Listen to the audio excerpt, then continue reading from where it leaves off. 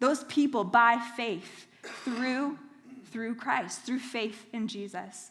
We know that in James it talks about, I'll show you my faith by my deeds. So there's this faith and action thing we got going on. It's like we've got to have faith in God that goes beyond our cognitive mindset. It goes through our actions and our deeds and our attitudes and our emotions. And in this story we've just been looking at all morning, Jesus was looking for their faith to be put in action.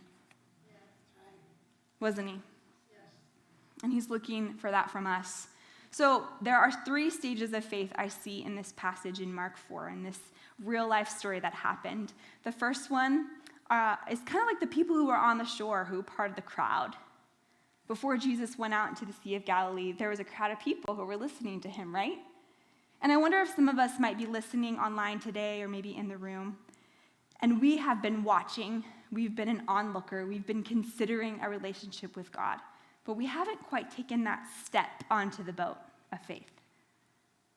And I want to speak to you for a moment. If that's you and you're still exploring a relationship with God, I want you to know that Jesus sees you today. That you're not just a number, you are a person to him. And he has time for you.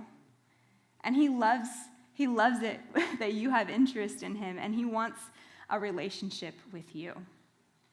He went out of his way to create an opportunity for you to have a relationship with him, by the way.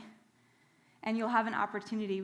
We're going to invite you in a few moments to step onto his boat into relationship with him. And that would be the best decision of your life and what you were made for. So maybe you're in that section of faith, that stage of faith. There's still faith there. You're an onlooker in the crowd. Or maybe you're at the second stage where you've stepped onto the boat of faith, and then there's some shallow fear, and then there's the mature faith.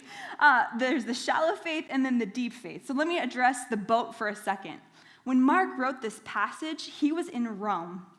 And in Rome, he had the Christians in mind, the Christian church in mind, those who were there. And guess what? Those believers at that time were going through some rough persecution, some rough challenges. And as he wrote Mark 4, our